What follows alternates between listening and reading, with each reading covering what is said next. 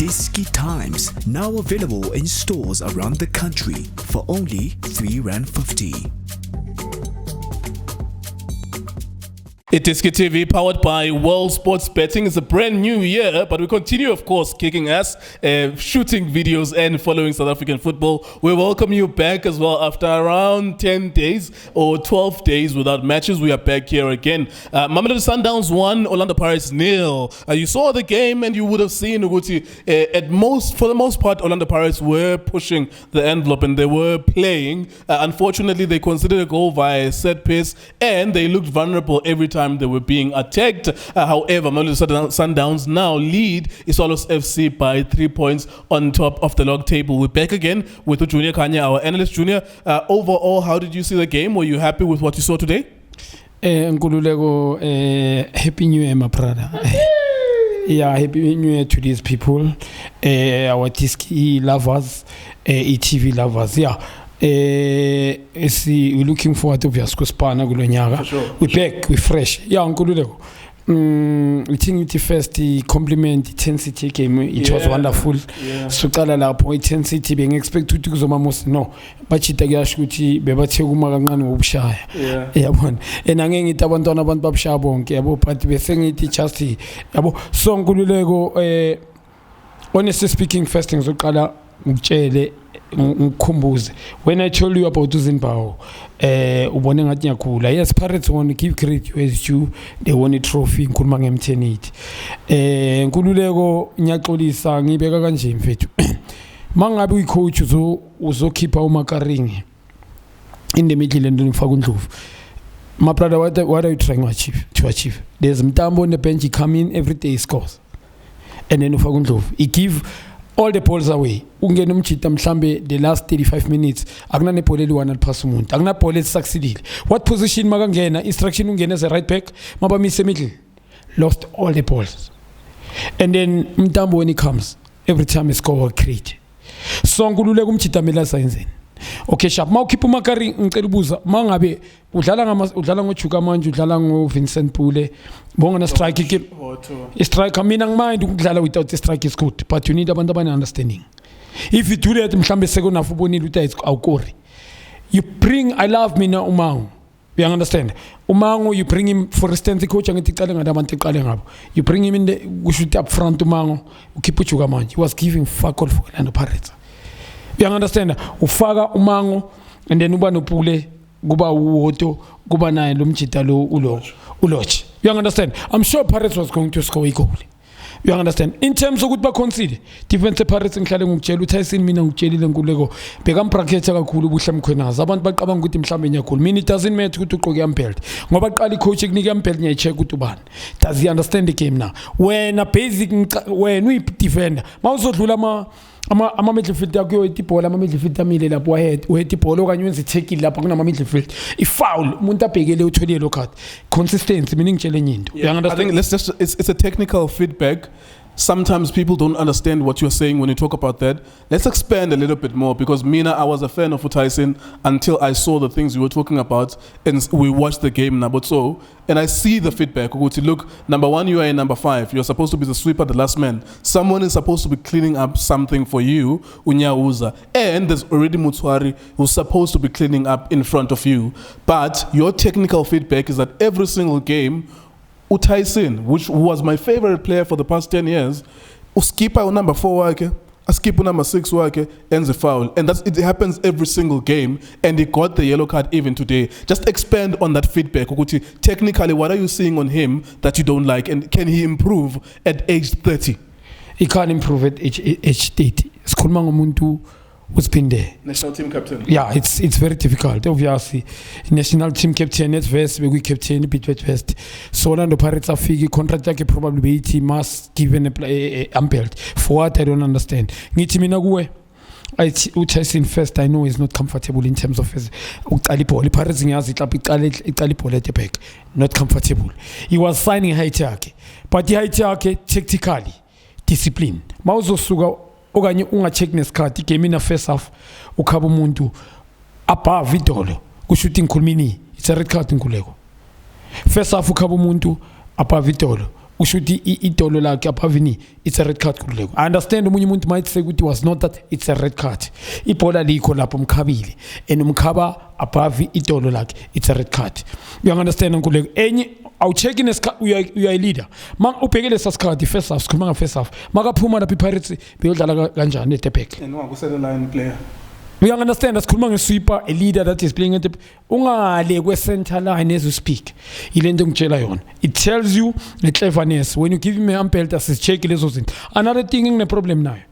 You can't kick people behind. Wonke ama yellow card wakhe it's a first time mhlambe angaze njenganamhlanje mhlambe le yakhaba umuntu apha vidolo mhlambe le iphindi ibe ikayithuba sekadlulile unokuthi umuntu abhekele most ama-foul wakhe ukhaba umuntu abhekele ngale kwelane sometimes okanye center i-midfield yakhe awajampile and usazoyibona Nkululeko futhi uthi uyibonile usazoyibona. Another thing ngisayibeka Nkululeko yabona mawudlala noNtsikelelo Nyawuza you playing the same uNtsikelelo Nyawuza and Tyson similar play for me ukuthi Tyson it's a bit of experience in terms of national team uhlangane na different players nakuphi Pitch West bekadlala regular ne-umpelt imliftile confident nakupirates mangafika uyayithola. It's a similar players. First ngikhuluma ngabantu boyithu badlala ngokufana i-comfortability abanayo mangabe iPirates start ibhola eTepek mangabe bebavula abaclever bemele babheke uNasimento mhlambe nalomfana passed on Umdisha I'm sorry to say this but just to remind abantu mawudlala ngama center back comfort Umdisha uma la ku D-line la i18 area la iphelela khona uma khona mhlambe no kube uye no Nasimento those are comfort ba face ground la open babheke iplay la ba face ipala ama opponent nepalabo kushuthi baba ne open body they able to see ukuthi i-opponent Tepek ngalibiza okanye ngalibiza. You understand? Boyithu banontsikelelo Nyawuza I don't know why playing them and abana speed boyithu oyi-one mele angabe ne-speed omunye abe ne-speed in terms of mhlambe mangabe mabadlala song kufana ungizwe kahle Nkululeko boyithu akuna communication. They are slow, they are not comfortable. Tyson makumele angeke understand ukuthi ubani omakhayo ubani ongamakho. Tyson unokumdlula yena uNtsikelelo Nyawuza. So Nkululeko ngitshela mina namhlanje igame Pirates yes we say Pirates must blame themselves. Going forward the coach yenza iplan aqala. Why ngafaka ngestriker? K-Sharp uyidlalile igame uyiqalile mhlambe bekeza nge different idea ukuthi hlane Sundowns angifuni ngidlala nga double number 10.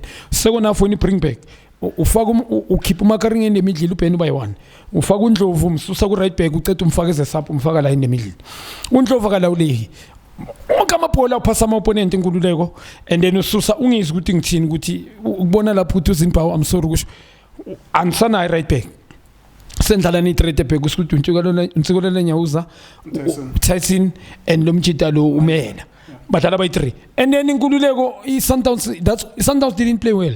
It's a long time Sundowns ngibona ingadlala ngawo ngiyeza kibo because I was not happy the way badlala ngakhona they were not fluid. Played with pitches bebadlala ngama counter namhla Sundowns. You understand? So beyenza ngathi Sundowns is doing very well by 3 ukhiphe uBen ulo Makaring in the middle and then uShipen alone and then uthatha lo mfana uyused ngithi asazi mhlambe it's injury okanye ngazi buthra kwenzani ukuthi sithola igoli uyamkhipha uNdlovu uyamsusa ka right back umisa in the middle udlala noMakaring uluza amabhola udlala noBen uluza amabhola amaningi kakhulu mawungacheka bekuba ama 3 against 2 amaningi uKhemiti Rasmus le bhola likorile you know why tactically changes ayenze coach it was not clever. Coach you can't do that. Ndlala ngabantu abayi3 emidlile mandlala ngabantu abayi3 they must be mhlambi 3 midfield okanye abantu abayi2 midfield abazokade full right and left mhlawumbe probably mangabonzi plan but now akuna red card akuna nothing and then awudlala nge right back uyakeeper and angazi ususira lo muntu odlala ka right umfaka in the middle he's losing all akana confident and then unomtambo ngaphandle coach I don't know what is he trying liyawuthenza ama wrong decision amaningi hlale ngokutshela ngoZimpawu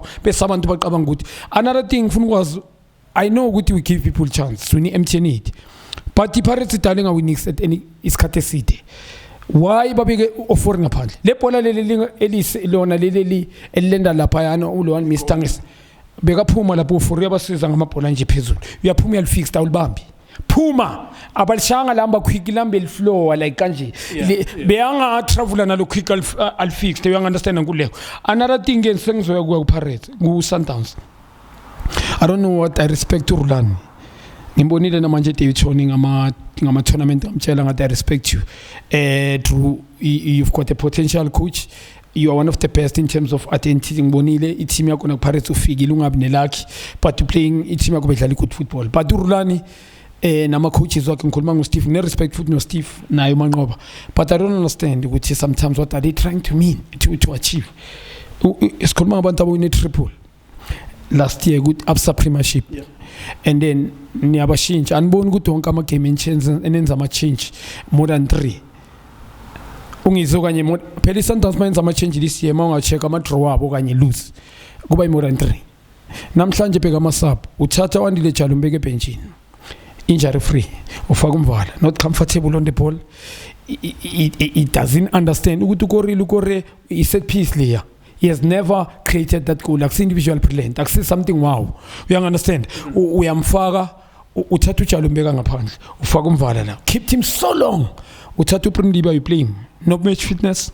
Playing with one game otamba ngamagera amaningi i5 amanye imoto ezinye 6 push ama ngamagera i6 ezinye 7 push 1 2 3 they must be gear umthithi udlala ngegera li1 is unfit mina kube I know Pitso makamsane bomdlalisi left back because it doesn't understand the role lazy lamfana lo umdiba and show up ibola is good to touch because push ibola too much is having so many extra touches modlala emidlini kuleko 2 touches enough uyababona aboandile when they play nabo hlompo thatha omunye variety omunye makadlala mhlambi i-short pass omunye ukwazi ukuthi adlale long ball so now uPrimdiba umfaka la ufaka nomvala i-team ayisabi ibalance.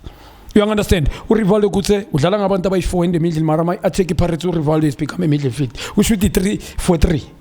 What's that in fact uthatha lo mfana lo uRomeo ngikhuluma ngalo we-striker uRasmus umbeka ngaphandle. Look at Sundowns up front, my brother. We understand Mshishi is not there. He's been doing well for them. But Mauzo Tata, Shaluli, mina being a favorite yami player going to Sundowns. But the guy is doing well. Ramchita, NHK, I think Nalama small side, the training in Sundowns is cool.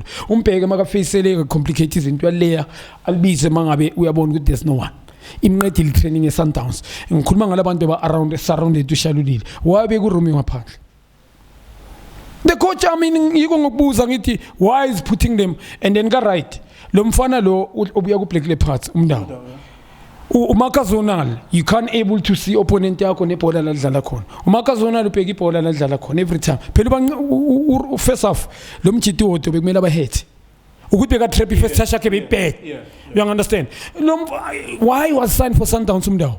I think it's unacceptable. I'm sorry, so Sundowns they must fix. I'm coaches. I know good buyers and right. I don't know good buyers and purpose. I'm a boom, or there's someone who's pushing them. I don't know. It must, but because Sundowns why ni fix if I moshang. Urome be understand. I mean, go be bega limel and kulman nga child. Play Charlie there in the middle. I think the other thing as well that we're not used to. Good channel is Sundowns, right? You always know which there's Tapelo Morena. Today we saw Tapelo Morena and Ukurisho Mudao. And Morena, to an extent, he was kind of confused because he didn't know whether we part your midfield or we part your front three as a wing forward.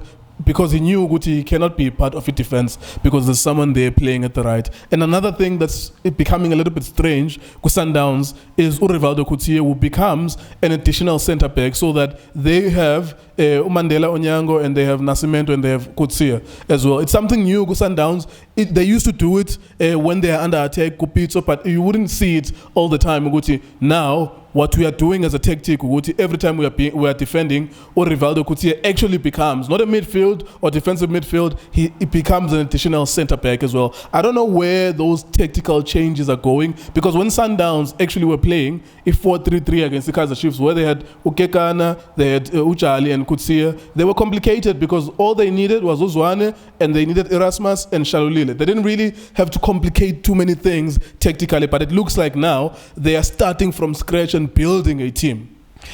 Nkululeko kube sikhuluma ngabantu bangasayenzi well une right to start afresh. If we're not doing well, you understand, okanye kunama mhlambe ama injury okanye those people are bookable. Sikhuluma ngabantu aba injury free, there's no much umdisha njengoba ngisho is unfortunate umfana as person. Sure. Yeah, kisabu we question kakhulu, you understand. Awuna right to question. It's a matter ukuthi lo muntu esimfaka you ready now, you understand. But nkululeko ngizwe nyapi. Ngithi kuwe mina understand wonke ama draw Sundowns ngitshelile nawe last time masikhuluma. ama-draw or ama-lose ila masapo abo. They're not gonna lose the Sundowns ngale team le win a triple last season. Their team le amayiphelele, you can't lose them. Either moyo ngabe we are going good pound to pound match them bazokushaya bachita nge-individual talent. Anybody can score at Sundowns khuluma ngaloko. Either they will get a penalty okanye they will get a set piece phambi kwepali balikore. There's kekana uhlompo, technical is good. Penalty unosinasimente you can score. Yeah. So now ama changes angaka every week, what are they trying to achieve? That's why I understand the football is a business, but they can't do this, man.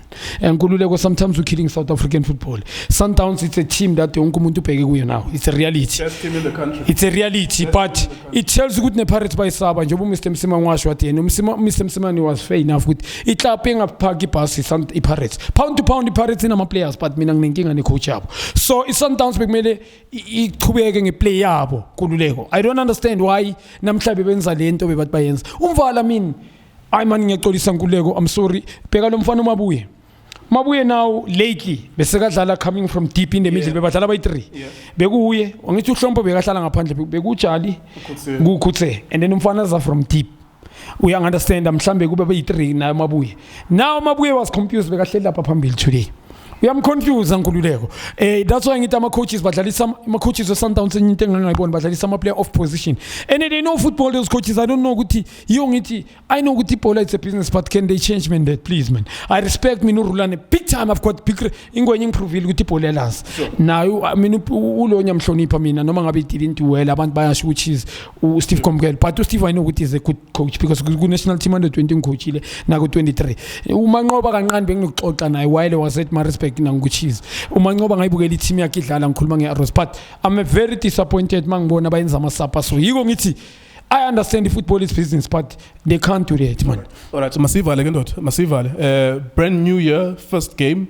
Let's have a look at just how fans would be feeling at this point. Sundowns 3 points.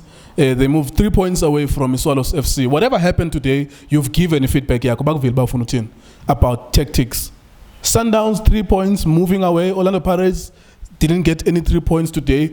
How are the fans feeling from both sides? What do you have to say to my fans? Look, it's not the worst thing in the world. Because I said to you at halftime, it could happen that the team that's not playing well will win this game. And Sundowns almost scored 3 or 4 ngalama counter-attacks, even though they were not playing well. What can fans take away from this as a Pirates and as a Sundowns? Yeah, first of all, mina ngiphinde ngaplay mina nkululeka ama fans, but engizocela nje angithi it's a beginning, but sengikhulumela mele bangabi ama fans webha izinto mas-grand. You understand, they take izinto ngama emotions. You understand, they must be fans whereby ba understand njengama ngikhuluma ngama fans ithi ngiqale ngePirates. Ama fans of Pirates, they must know Pirates is just on now. They must be happy. Obviously team mhlambe for instance nayo isaqala manje bebadlala against the best team. Ngikhuluma ngeMamelodi Sundowns. Best team in the country. Uyathanda uthandi. Best team in the country. Yeah, uyathanda uthandi. Each and every year they compete for number 1. And then they're winning. I would see trophies. On top of the table officially they're winning. So bebadlala against the best team. It's not end of the road. Una positive emele bayithathe kule game, but bangayiplay kakhulu ngikhuluma ngama players, but mina ngizosho namanje I don't mind ama fans mangabe angalwi, they don't have to fight. Mangabe mhlambe bayithathe leluzana namhlanje, but mina ngizoyibeka sonkululeko, ngizoyibeka ngengifihle. I-coach mina kuyimi Junior Khanye. I-coach mangabe ama fans azopointa yona namhlanje, not players. I think he must say yes, it's true. Ngikhuluma ngofathu nayo izimpawu ngala masapa bayenzile. Angazi ukuthi angithola starting lineup qala. Ngicala nge starting lineup nama-sub ukufaka ama-player that they don't deserve to be there. So kwelinye side ngizoya ku ithi ngiqala before ngiya ku Sundowns going forward the Pirates can they try and fix that? Ama-players ayibabonile, they've got players who can compete anywhere. Ama-fans they must chill. They've got players who can compete with any team pound to pound. Yes, ngaba a few players that they don't ukuthi ngoba ngaba mnandi, but kune11 emeli qala emnandi okanye 18 yekudela ngikhuluma nge-selection emnandi over.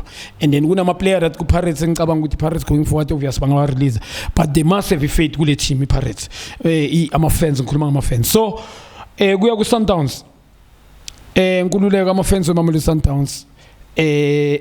Obviously I know ukuthi happy ngale win namhlanje, you understand, but the City bathole team ezothatha lama opportunity Pirates wayekile today, you understand. So ngicela babe happy but bangabe excited. Team yabo I wish angazi ukuthi kanjani. Mina ama-fans I'm happy for them. Sundowns ehleli phezulu but ile bengine-concern nge-Chiefs last year ngayo, mara Sundowns ayifani ne-Chiefs last year, mara ngikhuluma ngokuthi manwina ngenye indlela escrappy, ama-fans kumele kube ne-question mark, you understand. They must be, kumele bazi ukuthi team yabo bangayi-overtake this season. Angisho ukuthi Sundowns ngeke iwine league but maningi ama-trophy abazowaluza ngale nto le. A lot kumele ba-expect ama-disappointment ngichaza ama-fans we-Sundowns yila ma-chop and change ngizama ukusho kanjani. Yeah, la ma-chop and change lawa yenza ama-coaches kumele bawa-expect i-disappointment ama-fans we-Sundowns because i-team yabo ayikho consistency and I'm sure now ama-fans ane-right ukuthi a-complain ukuthi our team is not consistent. Why nishintsha if it's not broken? I mean mangabe improve a point upitso is one continue. I mean maningi ama-coach clever in the world, they are chat ukuthi manje currently ubani coach noma ngabe udlala nangu Kevin Hunt ngenze example uwinile ngeteam kaPitso Msimani ku SuperSport leyo pizza ishile foundation wale 1 2 3 4 awishintshi inkululeko awishintshi. So ama-fans ane-right ukuthi a-question ama-coaches we-Sundowns. They've got players but ama-player we-Sundowns amanye awekho ready ukuthi angadlala manje. Right. Yeah. There you go. That's Junior Khanye's feedback. We really appreciate you guys for being here with us. You watched our halftime video. There were over thousands of you within the first hour. 10,000 people had watched those halftime videos. We thank you very much for always following us in our journey. Always remember as well, if a team win, let's not look at the scoreline. And that's why I encourage people to watch the actual game. Today, we may sound like our analysis could sound like as if Sundowns lost the game. They actually won the game, but there is some feedback to be taken. Yeah, but because Kaizer Chiefs won last season, they were number 1 leading by 13 points, and they kept on winning games, and you were fighting with them for telling you something big is coming, and it came because there is a way in which you win. When you don't know how you scored a goal, how are you going to score it tomorrow if you don't know how you constructed that goal? But anyways, enjoy the new year, guys. Thank you very much for being with us. worldsportsbetting.co.za, that's our sponsor. We thank them very much. iDiskiTimes, also a newspaper. We thank you for buying the paper, and also follow iDiskiTV on Facebook as well. Thank you so much for watching the video.